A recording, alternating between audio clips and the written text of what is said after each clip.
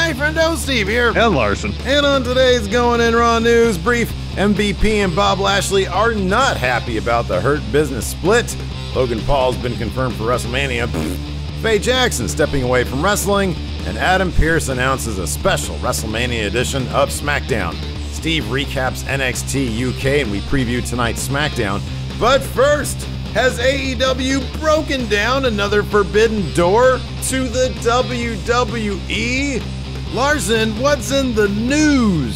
So, I was not expecting this to be announced today, but announced it was. WWE announced today that Steve Austin's next guest on the Broken Skull session is none other than the demo god himself, Le Champion, Chris Jericho. What?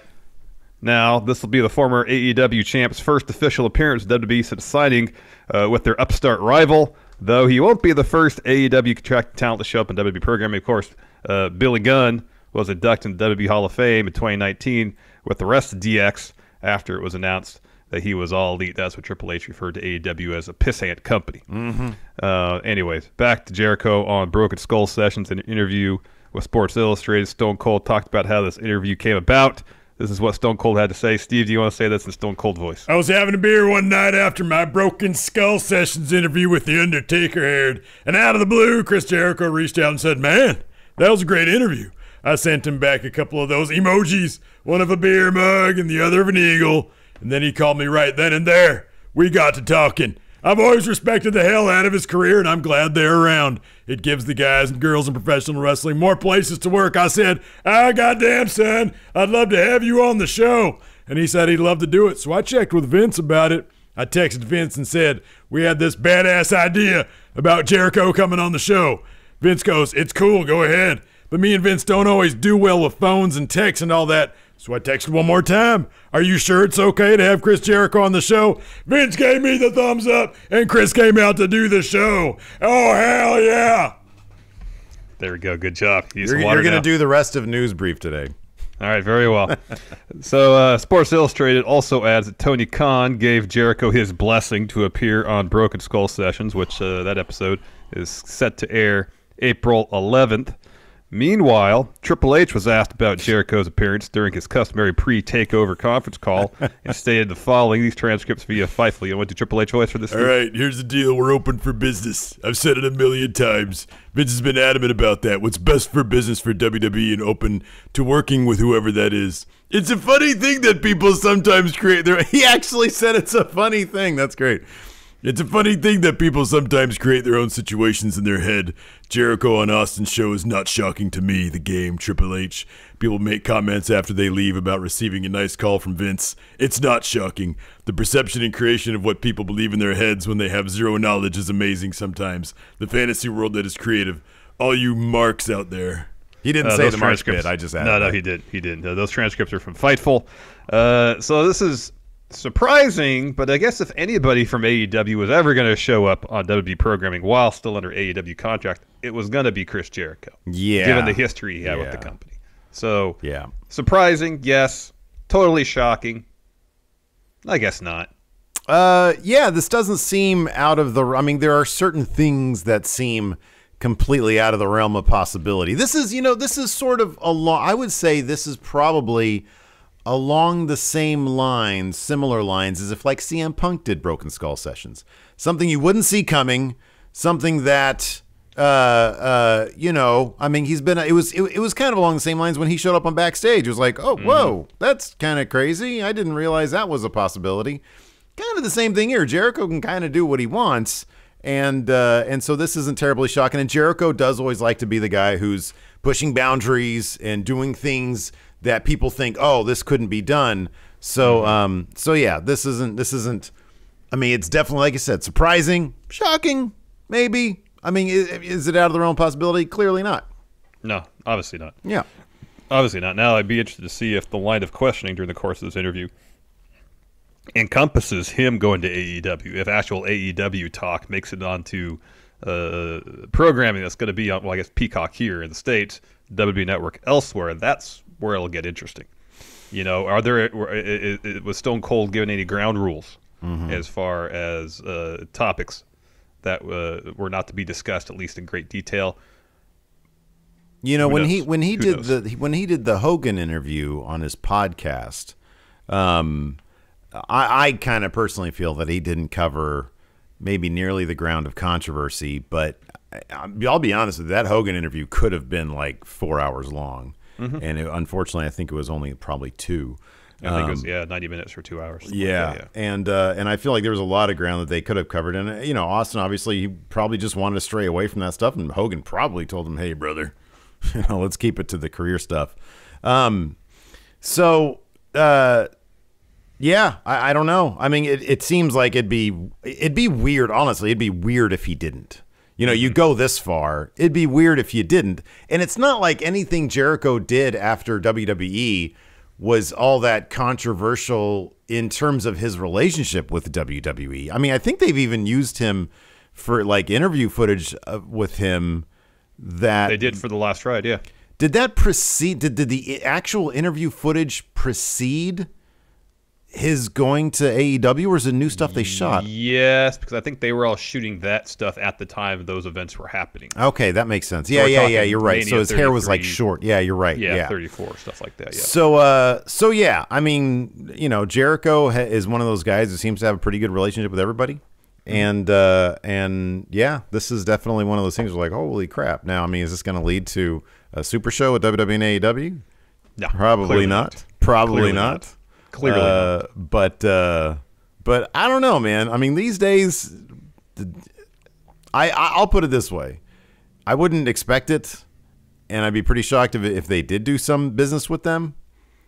But I also wouldn't see it outside the realm of possibility. I really wouldn't. I'd be pretty floored if it happened. With the way ratings are these days, man, they need to start thinking outside the box. Yeah, the WWE definitely needs to up their cool factor because that's where they're struggling. Yeah. I mean, they're struggling in the ability to surprise anybody. And this stuff and this Jericho thing definitely did that. So maybe they'll take that and say, hey, you know, maybe we can do some other stuff. That could be. Speaking of other surprise and developments at WWE, this one completely unwelcome. Fightful Select. Go subscribe to Fightful Select, by the way. They're reporting that it was Vince McMahon who decided to split up the Hurt Business this past Monday on Raw, even though both Bobby Lashley and MVP argued against such a move. According to Fightful Select, Vince, quote, dug in his heels even more after meeting with Lashley and MVP. It's pretty crystal clear what happened here, Larson. They didn't know what direction they wanted to go until the very last minute. And you saw this 2 weeks ago when they initiated this, and Bob Lashley went from being a tweener with a really interesting confrontation with Drew McIntyre.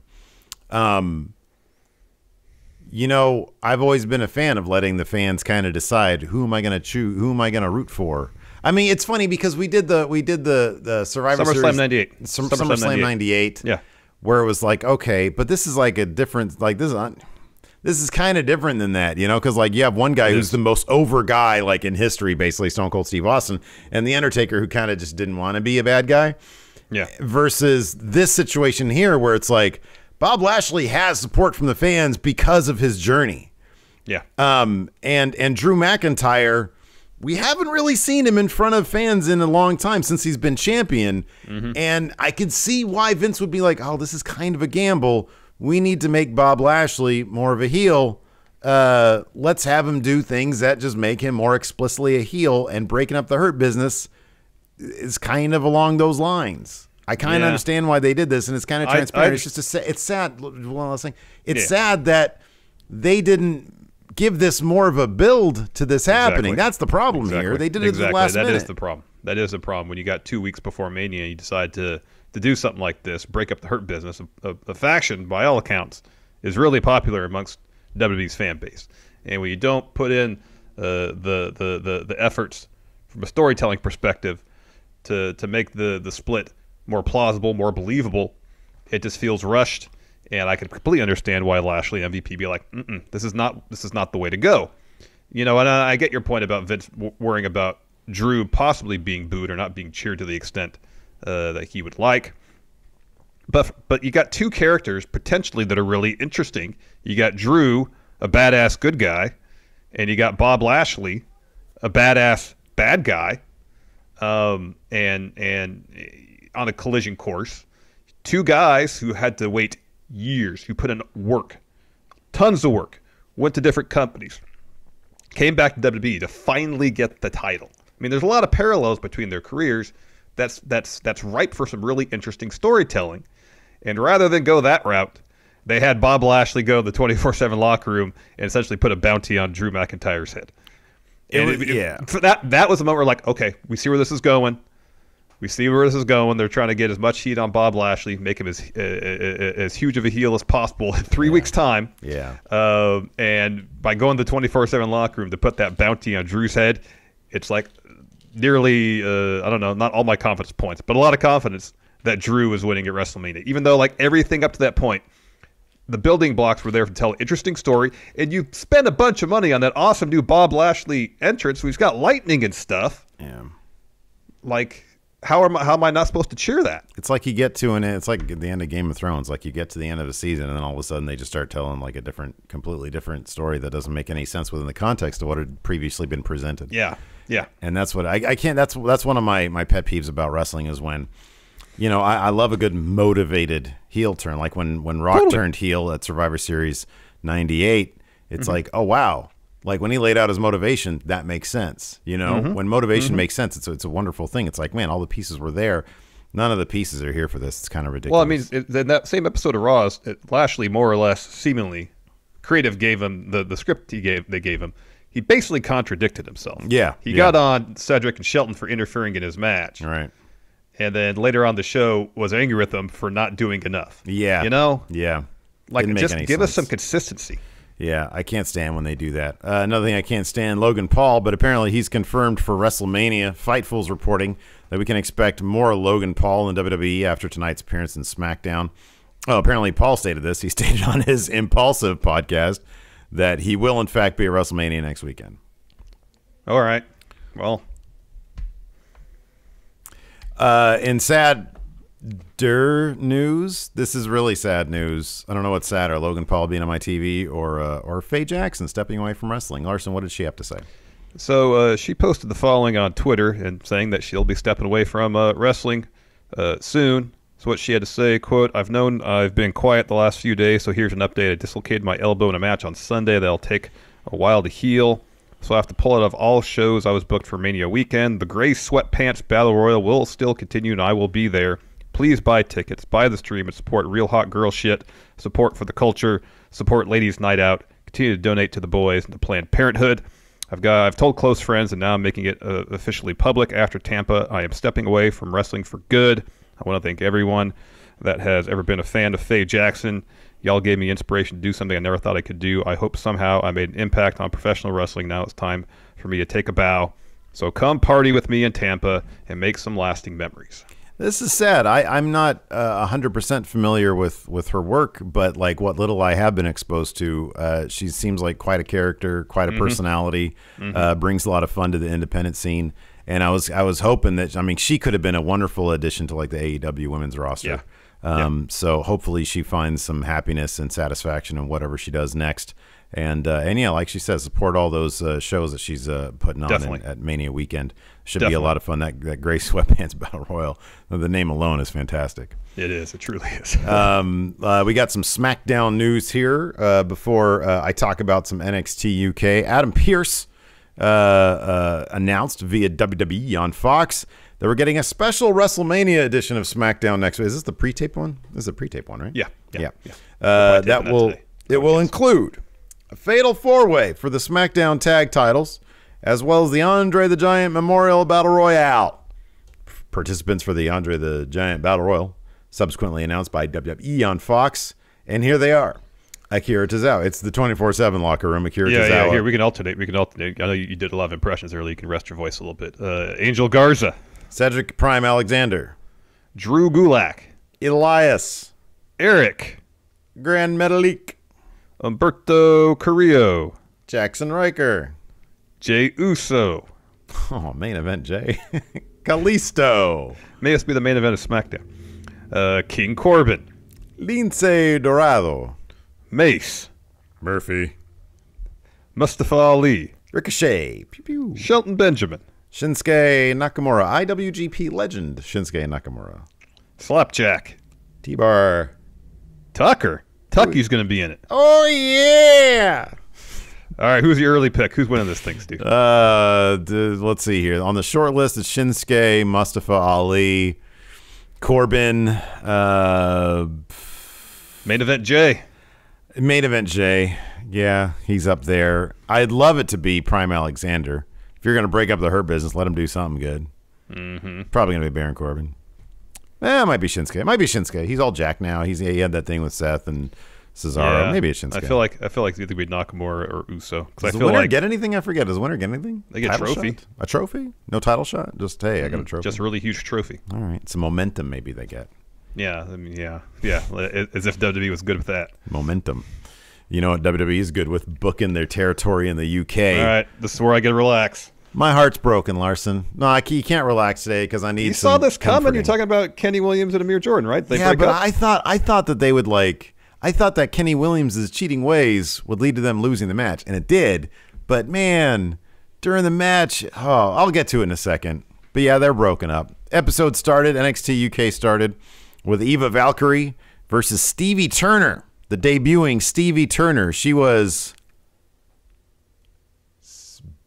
somebody Tyler? I forget her first name. Oh, yeah. She was part of the Tokyo Cyber Squad, Hanakamura's group. I know who you're talking about. Anyways, she has a promo before this match. Says she's some sort of like futuristic person. She says in this where it's like a Night by Night. What is it? Fear and Loathing or Night by Night? Who does those great questions about future? I believe it's Night by Night. Okay, about the hole and stuff. Yeah, and then like we show up and we see ourselves. Anyway, she says in this world you have here. She says, I'm happy to be in this world here. It's very two-dimensional, though, but I am from a fourth-dimensional world. I was like, whoa, you just blew my mind with that one, dude. Whoa. So anyway, she puts up a good fight, but Eva Valkyrie drops a huge top rope leg drop to the back of Turner's head for 3. It was a good match. After that, we had an A-Kid video. He's simply excited to see who wins next week at UK Prelude with the #1 contender of for the Heritage Cup. Noam Dar is totally going to win that because Tyler Bate already had his shot at it. Jack Stars and Piper Niven meet up at the PC, and he's going overboard with. He's like, okay, I've got lots of great ideas for what to do today. First, and he just points out, points to all the gym equipment and says, we're going to do all this. And she's like, listen, man, do you want to be the best athlete the WWE UK, NXT UK has, or do you actually want to win? She's like, just cool your jets for like an hour and let me show you the way. She's like, look at me. I'm not going to be Miss Universe anytime soon, but I can beat up all the women and most of the boys in the locker room. Let me show you how to do that. And so you get a little montage of him beating up like one of those bags that they practice with, and him. She's trying to bring out the intensity in Jack Stars. So this dude, he's been paying his dues being the jobber to the Stars for a while. I want to see him, make a good showing, get some dubs under his belt. Agreed. After that, we had jobber Josh Morrell, who's probably my favorite jobber in NXT UK. He does some like really cool stuff. Versus Teoman, and again, Morrell, another impressive showing. Teoman makes him tap out though with crossface. After that, this was actually really, really good. You actually would appreciate this. So it was a sit-down interview with Walter and Rampage Brown. Sid Scala was moderating, or he was the interviewer. He was the conductor of the interviewer. And he asked Walter straight up, Walter, do you think you're the greatest champion ever? And he says, you can answer that question yourself. Let me ask you this, Sid Scala. Am I the longest reigning champion in modern history, or the longest current reigning champion? And he's like, yeah. What about the longest ever champion in modern history? And he was like, yeah, you are. He said, then that's okay. There's your answer. Yeah, I'm greatest champion. Rampage, and then Rampage asked a question about like, why do you get this shot? He's like, well, this is my job. Am I ready for him? Pff, is he ready for me? And Walter says, look what he just said. It's his job. This is my life. Every time I step in the ring, I restore the honor of the ring. Rampage brings up his own win over Walter, like way back in the day. And Walter says, yeah, so what? What have you done lately? Look at me. Look what I've been doing. Look what you've been doing. You're like everybody else. Nothing special. I don't respect you. And Rampage is like, look at you. You're full of yourself. And he's like, full of my... And that's when he gets mad. He's like, full of myself.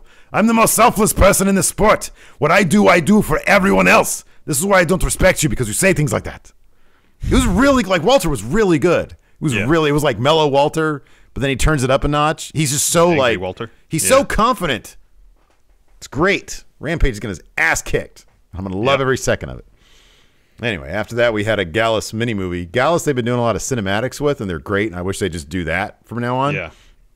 So in this particular cinematic, it seems like Gallus is making their money now by accepting bets for their dudes to fight chumps. And so you see, like they're outside. It's like at night, and it's like so they have their own swingers palace, kind of. Yeah, but it's like a Fight Club version of that. Gotcha. It's very much. It's more like the wrestling scenes in the Nick. Remember that? Yeah, it's like that. Yeah. So in this case, Mark Coffey is talking to some dude who's got his own mark, and he's like, "All right, how much? 500 under a minute." He's like, "All right," and so he goes back, and Joe Coffey's in the ring working out with some dude, like sparring, and then Wolfgang is like taping up his fists, and he's like, "All right, ready to go." And Wolfgang's like, "All right, how long do I have?" And he's like, "Immediately." So they go, and Wolfgang like one punches the dude. The dude's like wearing a jacket. It's kind of ridiculous. It's not even a ring. It's just like a dirt patch, and there's a bunch of people standing around. It's a bare knuckle fight is what it is. Yeah. So Wolfgang knocks a dude down, and then you get the camera angle down below, and Wolfgang's just pounding on the guy. I wish they would have brought up some blood, pounding on the guy, and then they pull him off, so he wins his 500 pound. So after that, we had a Kaylee Ray promo in the ring. She's like, "You know what? I asked for the best in the world, and they delivered with Mako. I beat her." Then Millie McKenzie interrupts. Says, "It's been a while since I've been here, but I've been traveling, training, waiting, winning." She says, "I'm here because I want to beat the best." And as she starts to approach Kaylee Ray to face off, Isla Dawn comes out of nowhere and sneak attacks Millie. And she holds Millie. And as Kaylee Ray is starting to load up like a super kick, Mako comes in to make a save. After that, we had a training video promo thing, Noam Dar versus Tyler Bate. It's pretty well done. Kaylee Ray and Isla Dawn are now in the hallway, leaving ring. Scala comes up all in their face, all aggressive, says, "Oh, I got a message from Johnny Saint. You're in a tag match against Millie and Mako next week." They're like, "Okay." After that, so Kaylee Ray then storms off, and then Isla Dawn just sort of stares at him. Mm-hmm. And I'm really hoping that she ends up doing like some voodoo on Sid. Like he'll be, trying to in the ring, like on a promo or something at Prelude, and he shits his pants or something, or like he starts holding his neck, and then you see her back there with the little Sid Scala doll. And then we had our main event: Kenny Williams and Amir Jordan versus Pretty Deadly. Really, really, really fun match. There's this one bit where one of I don't know who the Pretty Deadly dudes, what their names are, but one of the guys, I think the brunette guy, was getting Kenny Williams up for a power bomb, and some people they'll get out of that by doing a Rana. This was like the craziest, like quickest snap Rana I've seen. It was like bang, bang. And it was really cool. But anyways, the finish. So Kenny and Jordan Williams and Jordan go on this really impressive run where they're just doing bang, bang, bang, move, move. Like it's seamless tag team, seamless stuff. Yeah. And they end up getting just a 2 count off that. Like it's basically the finish of a match, but they only get 2. Kenny gets this look on his face like, dude, this isn't going to fucking work. This isn't going to work anymore. So right after that, Pretty Deadly, one of the dudes shoves the other guy into a ref, so we get a ref bump. And at that point, Kenny Williams looks like, all right, well, time to do what I do. He leaves the ring, grabs both the titles, throws one to Amir. And Amir's like, dude, what do you want me to do with this? He's like, come on, the ref's gone. The ref's down. Let's just do this. Let's do it. Come on. And he's like, and Amir thinks about it. He's like, no, man. He's like, we can't do it this way. We're not going to cheat. We can't do this. And Williams grabs the title. He's like, fine, I'll do it. So he grabs it, and he's about to use it, and Amir, grabs at him and holds him. And he's like, dude, come on. We don't need to cheat. We can't do this. And Williams is like, okay, fine. Just thinking to himself, this isn't going to work. So he leaves. Amir sets up one of the Pretty Deadly guys for a move, and then Williams goes, while the ref is starting to get up, he strikes Amir Jordan in the back with a title, thus breaking up the group. He leaves, goes up the ramp, sort of turns to watch the rest of the match play out. Pretty Deadly get their finish on Amir Jordan, and the 3 with that, and yeah, I was like, man, I was just hoping that okay, maybe Williams would cheat and the ref would see it, and that's how they would lose. But he turned on Amir Jordan. He turned on him. Oh, yeah, we saw this coming, man. It was rough. It was going to happen. It was really well done, though. That's the thing about the UK, man. You start to get emotionally invested in this stuff. They do it really well. It's a really great show. Yeah. So let's talk about what used to be and is sometimes still a really great show, SmackDown. We got an episode of that tonight. 2 segments announced. First, how will Roman Reigns and Daniel Bryan strike back following Edge's vicious attack? Ooh, and Sami Zayn brings Logan Paul to the red carpet premiere of his documentary trailer. It's just a trailer. They have a red carpet premiere for a trailer? Guess so. It must be a hell of a movie. Anyways, hopefully you guys will join us for our recap of SmackDown tonight. And yeah, till then, we'll talk to you guys later. Goodbye.